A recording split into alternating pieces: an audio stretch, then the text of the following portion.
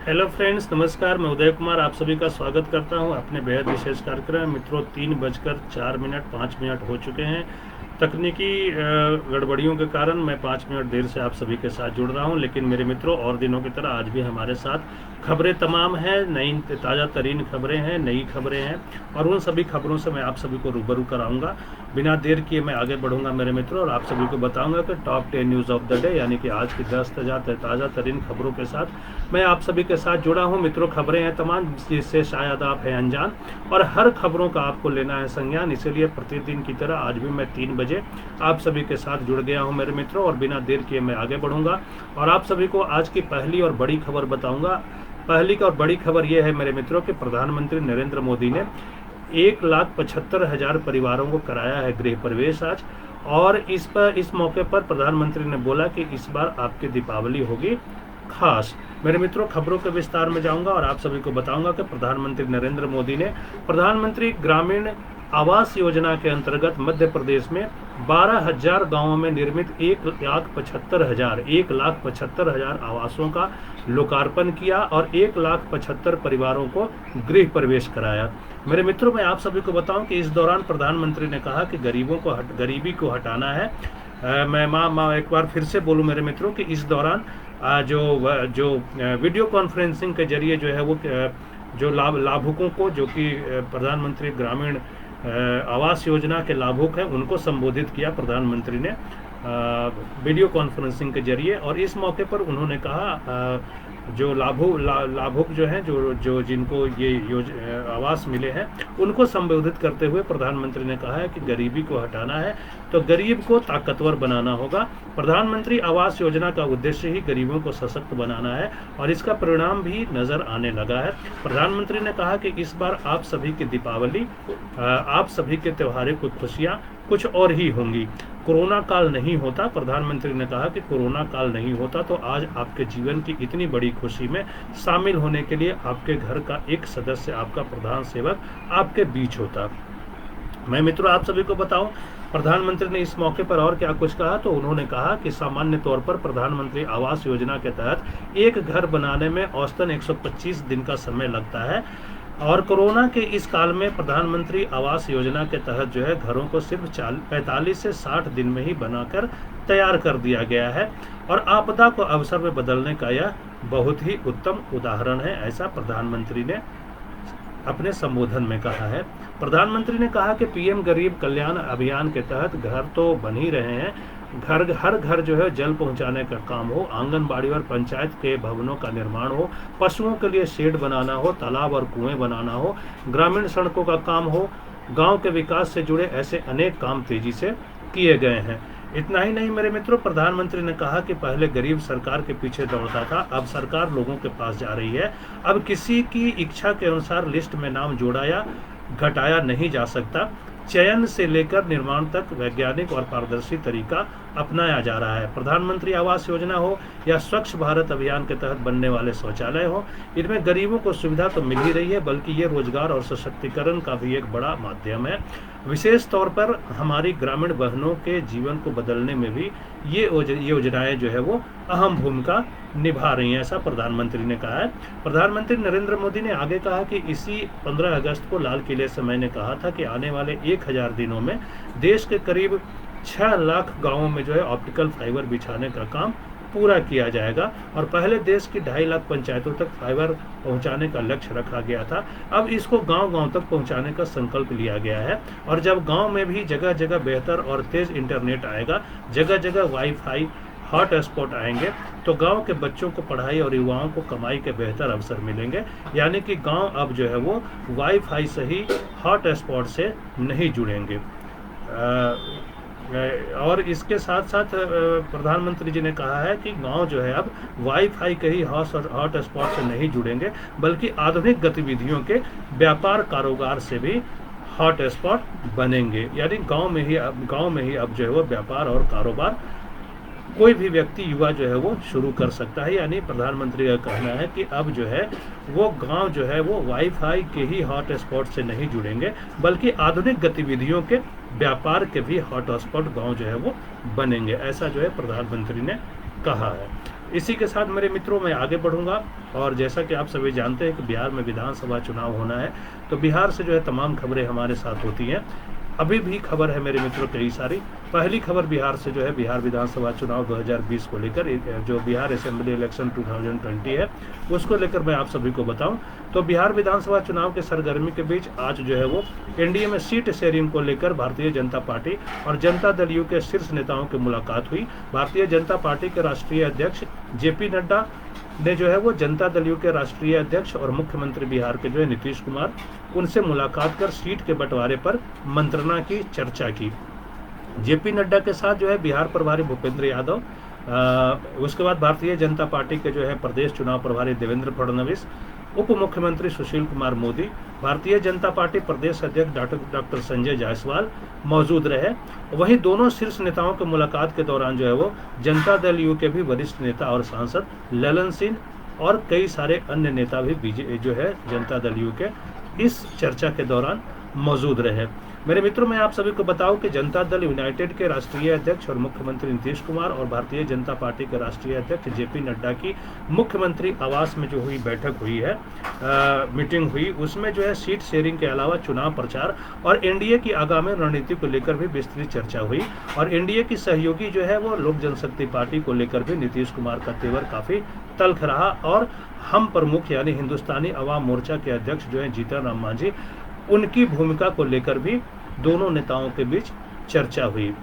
इसी के साथ अगली खबर की तरफ बढ़ूंगा मेरे मित्रों, और इस बीच खबर ये है कि लोक जनशक्ति पार्टी के राष्ट्रीय अध्यक्ष चिराग पासवान का बड़ा बयान आया है। जब जेपी नड्डा अभी और देवेंद्र फडणवीस बीजेपी के दोनों नेता हैं, ये अभी पटना में है, बिहार दौरे पे हैं, तो इस बीच जो है लोक जनशक्ति पार्टी के राष्ट्रीय अध्यक्ष चिराग पासवान का भी बड़ा बयान आ गया है। और चिराग पासवान ने कहा है कि वह पूरी तरह से जो है वो एनडीए के साथ हैं और भारतीय जनता पार्टी जो भी निर्णय लेगी हमारा पूरा समर्थन रहेगा, ऐसा जो है वो चिराग पासवान का कहना है। चिराग पासवान ने कहा है कि अब तक मैं एक जनप्रतिनिधि होने के नाते बिहार की जनता की समस्या और मुद्दे उठा रहा था और जनता दल यू और मुख्यमंत्री नीतीश कुमार के साथ उनका कोई मतभेद नहीं है, ऐसा जो है वो चिराग पासवान का कहना है। मेरे मित्रों आप सभी को बताऊं कि लोक जनशक्ति पार्टी के अध्यक्ष जो है चिराग पासवान, उन्होंने कहा कि मैं बिल्कुल साफ कर देना चाहता हूं कि बीजेपी के किसी भी नेता के साथ हमारी मुलाकात नहीं हुई है, न ही सीट शेयरिंग पर जो है वो सीट शेयरिंग पर भी कोई बात हुई है। मैं बस जनप्रतिनिधि होने के नाते बिहार के लोगों की समस्या उठा रहा था और बिहार के लोगों की बात जो है वो बिहार के मुख्यमंत्री से ही तो करूंगा। यदि बिहार के लोगों की समस्या मुख्यमंत्री के संज्ञान में लाने को हमारा मतभेद कहा जा रहा है तो मैं क्या कर सकता हूं। और मेरे जनता के प्रति ये कंसर्न का जो है अलग ही अर्थ निकाला गया है। चिराग पासवान ये बोल रहे हैं कि मेरे जनता के प्रति कंसर्न का अलग ही अर्थ निकाला गया और मेरा मुख्यमंत्री नीतीश कुमार से कोई मतभेद नहीं है। मित्रों आप सभी को बताता चलूं कि जो एनडीए है, एनडीए नेताओं में चर्चा है कि बिहार में सीट बंटवारे को लेकर पहले ही काफ़ी देर हो चुकी है और लोक जनशक्ति पार्टी के जनता दल यूनाइटेड से जो है बढ़ती तल्खी और चिराग पासवान के तीखे तेवर के बाद सीटों का मामला उलझा हुआ है। लोक जनशक्ति पार्टी नेताओं ने जनता दल यू के खिलाफ उम्मीदवार देने का प्रस्ताव जो है वो पार्टी सुप्रीमो को दिया है और ऐसे में जेपी नड्डा की नीतीश कुमार से मुलाकात काफ़ी अहम मानी जा रही है। और मित्रों आप सभी को बताऊं कि सीटों को लेकर भारतीय जनता पार्टी और जनता दल यू के बीच भी गतिरोध है। जहां भाजपा चुनाव में जो जनता दल यू से बराबर सीटों पर समझौता चाहती है, वहीं जनता दल यू जो है उसका जो है अधिक सीटों पर दावा है। और इस बीच जीतन राम मांझी की एनडीए में एंट्री के बाद नया समीकरण बन गया है और जेपी नड्डा और नीतीश कुमार की मुलाकात से इन गतिरोधों के खत्म होने के आसार हैं, ऐसी अटकलें लगाई जा रही हैं। मेरे मित्रों मैं थोड़ी सी और खबर इसमें दूंगा तो जेपी नड्डा आज सुबह जो है सबसे पहले पटन देवी मंदिर पहुंचकर, जो कि पटना में स्थित है, वहां दर्शन किए और इसके बाद नीतीश कुमार से मुलाकात के लिए पहुंचे। दोपहर 12 बजे पार्टी प्रदेश मुख्यालय में आत्मनिर्भर बिहार योजना की शुरुआत की जेपी नड्डा ने। इसके बाद वो दरभंगा और मुजफ्फरपुर जिले में आयोजित विभिन्न कार्यक्रमों में शामिल हुए और शाम 4 बजे मेरे मित्रों की अब से जो है थोड़ी देर बाद जो है शाम 4 बजे पद्मश्री किसान चाची से मिलने उनके गाँव जाएंगे जेपी नड्डा और वहाँ से सरैया में लीची उत्पादकों और जो महिला किसानों से भी मिलेंगे जेपी नड्डा, ऐसा भी कार्यक्रम है उनका। और शाम 5 बजे है जेपी नड्डा का जो बिहार के उप मुख्यमंत्री हैं, बीजेपी के नेता हैं सुशील मोदी, उनके आवास पर जाने का कार्यक्रम है। और वहीं शाम में जो है पार्टी कोर कमेटी की बैठक लेंगे जेपी नड्डा और रात 8 बजे दिल्ली लौटने का उनका कार्यक्रम है। तो ये बड़ी बातें हैं मेरे मित्रों, बड़ी खबर है बिहार से अगली खबर भी है मेरे मित्रों। और खबर यह है कि कोरोना के इस काल में अब बिहार चुनाव की सरगर्मी तेज होती जा रही है और दूर से देखने में ऐसा लगता है कि मजबूत विपक्ष की विकल्पहीनता का फायदा जो है सूबे के मुख्यमंत्री यानी नीतीश कुमार को मिल सकता है और वो एक बार फिर अपनी सरकार बचाने और बनाने में कामयाब हो सकते हैं। हालांकि अगर आप करीब से जाएंगे, बिहार जाएंगे, वहां जाके देखेंगे, लोगों से बात करेंगे, वहां चर्चा करेंगे, गांव-गांव जाएंगे, कस्बा-कस्बा जाएंगे, तो आप जो है ऐसा पाएंगे कि ये सब जो है नीतीश कुमार के लिए इतना आसान नहीं है। कोरोना, बाढ़ और 15 साल की एंटी इनकम्बेंसी, ये 3 मुद्दे जो हैं वो नीतीश कुमार और उनकी पार्टी के लिए जीत के बीच में जो है वो खड़े हैं। मेरे मित्रों, मैं आप सभी को बताऊं कि कोरोना, बाढ़ और 15 साल की जो एंटी इनकम्बेंसी है, ये तीनों मुद्दे जो है नीतीश कुमार के लिए जो है वो और उनकी जीत के लिए जो है नीतीश कुमार और उनकी जीत के बीच में खड़े हैं। तो ये जो है रोड़े बने हुए हैं मेरे ख्याल से। मैं ये कहना चाहता हूं मेरे मित्रों। और मैं ये भी कहना चाहता हूं कि कोरोना और बाढ़ के दौरान नीतीश कुमार की सरकार पर कई तरह के आरोप लगे हैं। विपक्ष का आरोप था कि जनता ने इस दौरान भारी तकलीफ झेली, लेकिन नीतीश कुमार सरकार उतनी सक्रियता से नहीं दिखाई दी जैसा एक सरकार से उम्मीद की जाती है। इसके पहले 15 साल के एंटी इनकम्बेंसी भी बड़ी चुनौती होगी मेरे मित्रों नीतीश कुमार के लिए। और मैं आप सभी को यह भी बताता चलूं कि बीजेपी के एक वरिष्ठ नेता ने तो यहाँ तक बताया कि 15 साल का शासन लंबा शासन होता है, लेकिन इसके बावजूद प्रधानमंत्री नरेंद्र मोदी का चेहरा एक ऐसा अस्त्र है जो विपक्ष को धराशायी करने के लिए काफी है। अगले कुछ दिनों में प्रधानमंत्री नरेंद्र मोदी की बिहार में काफी योजनाओं का ऐलान भी करेंगे और वर्चुअल रैलियां भी होंगी। और अब से पहले के चुनाव में नीतीश कुमार हमेशा अपने सहयोगियों के लिए ड्राइवर की भूमिका में होते थे। इनका चेहरा जो है राज्य का सबसे भरोसेमंद माना जाता था, लेकिन इस बार परिस्थितियां बदल गई हैं। नीतीश कुमार इस बार चेहरा तो है, लेकिन जानकार कहते हैं कि इस बार बीजेपी के कंधे पर ही नीतीश की नैया पार हो सकती है, ऐसा जो है कहा जा रहा है। और जानकार इतना तक कहते हैं मेरे मित्रों कि विपक्ष भले ही दूर से देखने में कमजोर लग रहा हो, लेकिन इतना सीधा नहीं है। बीजेपी के ही एक नेता ने बताया कि राष्ट्रीय जनता दल अब तक मुस्लिम और यादव की पार्टी मानी जाती थी और ये एमवाई समीकरण उनका पुख्ता वोट बैंक था, लेकिन पिछले कुछ समय से राष्ट्रीय जनता दल, खासतौर से तेजस्वी यादव ने पार्टी की इस छवि को बदलने की कोशिश की है और राष्ट्रीय जनता दल ने पिछड़े और अति पिछड़े जातियों को ये समझाने की कोशिश की है कि गरीब गुरबों के लिए सिर्फ उनकी ही पार्टी खड़ी है। और शायद यही कारण है कि बीजेपी विपक्ष को कमजोर आंकने की गलती नहीं कर रही है। मेरे मित्रों, ये जो है बड़ी खबर थी बिहार से जो आप सभी को देना था। इसी के साथ मैं महाराष्ट्र चलूंगा और महाराष्ट्र के साथ साथ ये खबर जो है अयोध्या से जुड़ी हुई है। ये खबर जो है वो शिवसेना से जुड़ी हुई है। ये खबर जो है महाराष्ट्र के मुख्यमंत्री उद्धव ठाकरे से जुड़ी हुई है मेरे मित्रों। और खबरों के विस्तार में जाऊंगा और आप सभी को बताऊंगा कि महाराष्ट्र सरकार की कार्य प्रणाली से नाराज अयोध्या के संतों ने शिवसेना प्रमुख उद्धव ठाकरे के विरोध में बिगुल फूंक दिया है। अब अयोध्या के साधु संतों ने और विश्व हिंदू परिषद ने घोषणा की है कि वह उद्धव ठाकरे को अयोध्या में प्रवेश नहीं करने देंगे। उनका विरोध बीते दिनों महाराष्ट्र में हुई संतों की हत्या और उसके बाद अभिनेता सुशांत सिंह राजपूत की हत्या में बदले की भावना से काम कर रहे महाराष्ट्र सरकार से अयोध्या के संत जो है वो नाराज है मेरे मित्रों। और हनुमानगढ़ी के महंत जो है राजू दास, उन्होंने अभिनेत्री कंगना रनौत के कार्यालय को बीएमसी के द्वारा ध्वस्त किए जाने को लेकर सवाल उठाते हुए बोले कि उद्धव ठाकरे उनकी शिवसेना का अयोध्या में कोई भी संत और हिंदू जनमानस स्वागत नहीं करेगा, उनका पुरजोर विरोध किया जाएगा। महंत राजू दास ने कहा कि शिवसेना अब सोनिया की सेना हो गई है और जो भी व्यक्ति सरकार के खिलाफ आवाज उठाता है उसके खिलाफ आरोप लगाकर ये कार्रवाई की जा रही है। मेरे मित्रों, मैं आप सभी को बताऊं तो विश्व हिंदू परिषद भी संतों के साथ खड़ा नजर आ रहा है और उन्होंने भी महाराष्ट्र सरकार की कार्य प्रणाली पर प्रश्न चिन्ह उठाते हुए उनके द्वारा की गई कार्रवाई को गलत करार दिया है। साथ ही विश्व हिंदू परिषद के प्रांतीय जो मीडिया प्रभारी हैं शरद शर्मा, उन्होंने ये बात कही और उन्होंने कहा कि जहां संत समाज रहेगा वहीं हम भी रहेंगे। और विश्व हिंदू परिषद भी संतों के साथ खड़ा नजर आ रहा है और उन्होंने भी महाराष्ट्र सरकार की कार्यप्रणाली पर प्रश्न चिन्ह उठाते हुए उनके द्वारा की गई कार्यवाही को गलत करार दिया है। और मेरे मित्रों, आप सभी को यह भी बताता चलो, अगली खबर जो है वो भी महाराष्ट्र से है मेरे मित्रों और उसके बारे में मैं आप सभी को बताऊंगा। तो उसमें खबर यह है कि मुंबई में पूर्व नौसेना अधिकारी पर जो हमला हुआ था, जिन आरोपियों ने हमला किया था उनको जो है जमानत दे दी गई है और जो पीड़ित थे जो कि पूर्व नौसेना अधिकारी थे, उनकी बेटी ने इसका विरोध जताया है, जमानत देने पे जो है विरोध जताया है। मित्रों, मैं आप सभी को विस्तार में जाऊं और खबरों के बारे में बताऊं तो पूर्व नौसेना के एक अधिकारी पर हमला करने वाले कथित शिव सैनिकों को जो है आज जमानत पर रिहा कर दिया गया है। इन सभी पर मुंबई में मुख्यमंत्री उद्धव ठाकरे की आलोचना करने वाले कार्टून को व्हाट्सएप पर जो है फॉरवर्ड करने को लेकर एक जो है पूर्व नौसेना के अधिकारी पर जानलेवा हमला करने का आरोप है और इस मामले में गिरफ्तार आरोपियों के आज समता नगर पुलिस स्टेशन से ही जमानत मिल गई, यानी उनको कोर्ट नहीं जाना पड़ा। और मेरे मित्रों, आप सभी को बताऊं तो शुक्रवार को मुंबई पश्चिमी के उपनगर कांदिवली में पूर्व नौसेना अधिकारी मदन शर्मा पर आधा दर्जन से अधिक शिव सैनिकों ने जानलेवा हमला किया था और इस मामले में जो है मुंबई पुलिस ने शिवसेना नेता कमलेश कदम समेत 5 लोगों को गिरफ्तार किया था, जिन्हें समता नगर पुलिस स्टेशन ने जमानत दे दी है।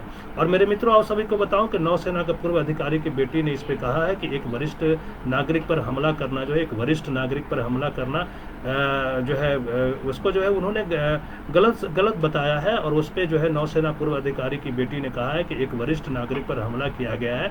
पुलिस को पता होना चाहिए कि आरोपियों को किस धारा के तहत गिरफ्तार किया जाना चाहिए और उन्हें हत्या के आरोपों के तहत गिरफ्तार किया जाना चाहिए। यह गैर जमानती वारंट जो है जमानती होना चाहिए, गैर जमानती होना चाहिए, ऐसा जो है वो जो पूर्व नौसेना अधिकारी हैं उनकी बेटी ने कहा है।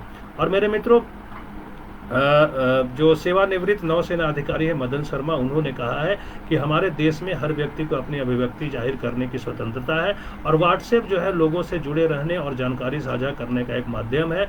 सरकार को संदेश के स्रोत की पहचान करने के लिए उपाय करना चाहिए जहां से ये उत्पन्न होता है। और मदन शर्मा ने कहा कि उन्होंने कार्टून खुद नहीं बनाया था, उन्होंने जो है वो कार्टून खुद नहीं बनाया था। उन्होंने कहा कि सोशल मीडिया पर यह कार्टून किसी ने फॉरवर्ड किया था, जिसे उन्होंने भी फॉरवर्ड कर दिया। इसके बाद उन पर हमला बोला गया।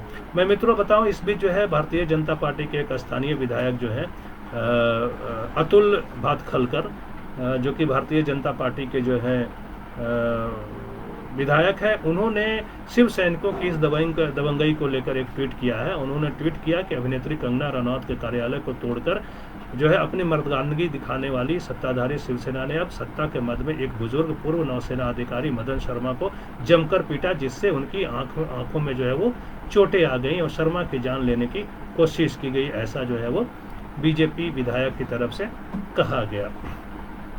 मित्रों, आगे बढ़ूंगा और अभी की जो है अगली खबर उसके बारे में बताऊंगा। वो खबर जो है रिया चक्रवर्ती से जुड़ी हुई है, सुशांत सिंह राजपूत केस से जुड़ी हुई खबर है मेरे मित्रों। और इस खबर के विस्तार में जाऊंगा और आप सभी को बताऊंगा कि सुशांत सिंह राजपूत केस में ड्रग एंगल की जांच कर रही नारकोटिक्स कंट्रोल ब्यूरो पूरे एक्शन में है और ड्रग पैडलर के ठिकानों पर लगातार छापेमारी हो रही है। इसी के तहत एनसीबी ने मुंबई और गोवा में एक अंतर्राष्ट्रीय ड्रग रैकेट का भी भंडाफोड़ किया। ये आज की खबर है मेरे मित्रों। और इस दौरान भारी तादाद में ड्रग्स के साथ 7 लोगों को जो है वो गिरफ्तार भी किया गया है। एनसीबी ने जो है इस रेड के दौरान लगभग 4.5 किलो हेरोइन और 445 ग्राम कोकीन और 1 किलो 100 ग्राम मारिजुना जब्त किया, जिसे 6 पार्सल के माध्यम से भारत भेजा गया था। उधर रिया चक्रवर्ती ने एनसीबी के सामने लगभग 15 बॉलीवुड हस्तियों का नाम लिया है जो ड्रग्स का इस्तेमाल करते हैं। ये सभी लोग अब एनसीबी के निशाने पे हैं। मेरे मित्रों, आपको बताता चलूं कि शुक्रवार को यानी बीते कल जो है वो विशेष अदालत ने अभिनेता सुशांत सिंह राजपूत की मौत से जुड़े ड्रग्स प्रकरण में गिरफ्तार रिया चक्रवर्ती और उसके भाई जो है सौविक चक्रवर्ती और 4 अन्य आरोपियों की जमानत अर्जियां खारिज कर दी और इन सभी को जो है एनडीपीएस एक्ट में नारकोटिक्स कंट्रोल ब्यूरो ने गिरफ्तार किया है। फिलहाल ये सभी आरोपित न्यायिक हिरासत में है। एनसीबी के अनुसार रिया अपने भाई सौविक और सुशांत के पूर्व हाउस मैनेजर सैमुअल मुरांडा तथा उसके पूर्व स्टाफ दीपेश सावंत के साथ ड्रग्स जो है सिंडिकेट का हिस्सा थी, ऐसा जो है वो कहा जा रहा है। ऐसा जो है एनसीबी की तरफ से कहा जा रहा है। और मेरे मित्रों, अगली खबर है, उसके बारे में मैं जल्दी से मैं आप सभी को बता दूंगा। तो अगली खबर जो है वो ये है कि 5 अक्टूबर तक टली जीएसटी परिषद की बैठक, 42वीं बैठक जो है मेरे मित्रों जीएसटी की, वो अब जो है 5 अक्टूबर को होगी और कई सारे मुद्दों पर चर्चा होगी। क्या कुछ मुद्दे होंगे उस पर मैं आप सभी को विस्तार से बताऊंगा। खबरों के विस्तार में जाऊँ मेरे मित्रों और आप सभी को बताऊँ तो गुड्स एंड सर्विसेज टैक्स जो है यानी जीएसटी जो है, जीएसटी परिषद की बैठक 5 अक्टूबर तक टल गई है। पहले ये बैठक जो है 19 सितंबर को होनी थी। इस संदर्भ में यानी इस बारे में सूत्रों ने बताया है कि परिषद के 42वीं बैठक को टाल दिया गया है, क्योंकि उस दौरान संसद का सत्र चल रहा है, वह संसद का जो है सत्र चल रहा होगा। आप सभी को मालूम है मेरे मित्रों कि 14 सितंबर से जो है वो संसद का सत्र आहूत किया गया है। मानसून सत्र जो है वो शुरू हो रहा है 14 सितंबर से। तो उसके बाद जो है वो 18 को जो है पहले जैसा कि मैंने बताया कि 19 तारीख को जो 19 सितंबर को जीएसटी की बैठक होनी थी, 42वीं बैठक होनी थी, लेकिन अब ये बैठक जो है वो 5 अक्टूबर को होगी। मेरे मित्रों, मैं वही खबर विस्तार में बता रहा हूं आप सभी को कि जीएसटी परिषद की बैठक 5 अक्टूबर तक टल गई है। पहले यह बैठक 19 सितंबर को होनी थी। इस मामले में जो है सूत्रों ने बताया है कि परिषद के 42वीं बैठक को टाल दिया गया है, क्योंकि उस दौरान संसद का सत्र चल रहा होगा। और केंद्र ने पिछले महीने जो फैसला किया था कि जीएसटी परिषद की 42वीं बैठक 19 सितंबर को होगी, उस समय तक संसद के मानसून सत्र पर फैसला नहीं हुआ था। मैं मित्रों आप सभी को बताऊं तो जीएसटी परिषद की 5 अक्टूबर को होने वाली बैठक काफी महत्वपूर्ण होगी, क्योंकि केंद्र और राज्यों के बीच जीएसटी संग्रहण में 2 करोड़ 35 लाख रुपए की कमी के वित्त पोषण के मुद्दे पर विवाद चल रहा है। और केंद्र की गणना के अनुसार इसमें जो है 97,000 करोड़ रुपए की कमी जीएसटी के कार्यान्वयन से जुड़ी हुई है, और शेष जो है वो 1,38 करोड़ रुपए जो है वो की कमी राज्य के राजस्व पर कोविड-19 के प्रभाव की वजह से है। मेरे मित्रों आप सभी को बताऊं तो इसमें खबर ये भी है कि केंद्र की नरेंद्र मोदी सरकार ने पिछले महीने जो है राज्यों को रिजर्व बैंक द्वारा उपलब्ध कराई जाने वाली विशेष सुविधा के लिए 97,000 करोड़ रुपए का कर्ज जुटाने का बाजार से जो है वो कर्ज जुटाने या बाजार से जो है 2 करोड़ 35 लाख रुपए जो है जुटाने के 2 विकल्प दिए थे। इसके अलावा केंद्र ने विलासिता और अहितकर वस्तुओं पर जो मुआवजा है उपकर को 2022 से आगे बढ़ाने का भी प्रस्ताव दिया था, जिससे राज्य कर्ज का भुगतान कर सके। 6 गैर भाजपा शासित जो है यानी 6 जो है देश के जो 6 गैर बीजेपी शासित राज्य है, पश्चिम बंगाल, केरल, दिल्ली, तेलंगाना, छत्तीसगढ़ और तमिलनाडु ने केंद्र को पत्र लिखकर राज्यों द्वारा कर्ज लेने के विकल्प का विरोध किया था। और सूत्रों ने बताया मेरे मित्रों कि 8 सितंबर तक 7 राज्य जो है अपनी पसंद के विकल्प के बारे में केंद्र को सूचित कर चुके हैं। और इस बीच खबर यह है मेरे मित्रों कि गुजरात, बिहार, मध्य प्रदेश, कर्नाटक और त्रिपुरा ने 97,000 करोड़ रुपए का कर्ज लेने का विकल्प चुना है। वहीं सिक्किम और मणिपुर ने दूसरा यानी कि 2,35,000 करोड़ रुपए बाजार से जुटाने वाले कर्ज का विकल्प चुना है। तो ये मेरे मित्रों अभी की बड़ी खबरें थी जिससे आप सभी को रूबरू कराना था। और खबरें जो है मेरे मित्रों और भी तमाम है जिसके बारे में मैंने आप सभी को बताया। और इसमें जो है मेरे मित्रों मैं प्रतिदिन आपसे जो है 10 बजे सुबह और शाम में 3 बजे जुड़ता हूँ। और अभी तक की जो ताज़ा तरीन खबरें होती है मेरे मित्रों 3 बजे तक की, वो उन सभी से मैं आप सभी को रूबरू कराता हूँ, आप सभी को बताता हूँ। मित्रों आज जो है आप सभी हमारे साथ जुड़े, मेरे कार्यक्रम को पसंद किया, मेरे कार्यक्रम पे आपने कमेंट किया, लाइक किया, इसके लिए बहुत बहुत धन्यवाद आप सभी का। और इसी के साथ मित्रों मैं आप सभी से विदा लूँगा। नमस्कार, प्रणाम, गुड बाय।